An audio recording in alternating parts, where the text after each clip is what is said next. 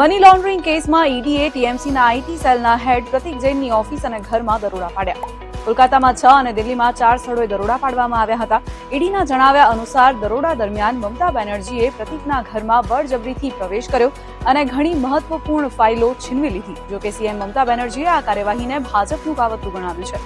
I am sorry, Mr. Amit Shah and Mr. Prime Minister. Please control your Home Minister. आप agency लगा के हमारा paper लूट करते हैं. અમેરિકા હવે ભારત પર 500% ટેરિફ લાદી શકે છે. યુએસ પ્રમુખ ટ્રમ્પે સેન્કશનિંગ રશિયા એક્ટ 2025 બિલને મંજૂરી આપી છે.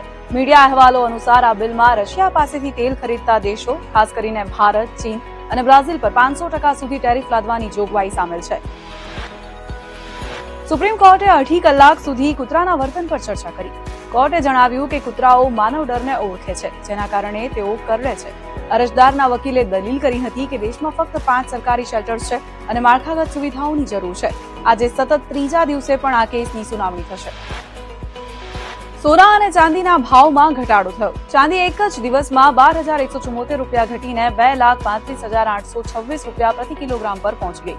આ દરમિયાન સોનું 902 રૂપિયા ઘટીને 1,35,773 2025 એશિયા કપ ફાઇનલમાં ભારતને જીત અપાવનાર તિલક વર્માએ સર્જરી કરાવી છે. આ કારણે તે 21 જાન્યુઆરીથી ભારતમાં શરૂ થનારી ન્યૂઝીલેન્ડ સામેની T20 શ્રેણીમાં નહીં રમી શકે. જોકે બીસીસીઆઈએ આ અંગે કોઈ સત્તાવાર નિવેદન બહાર નથી પાડ્યું.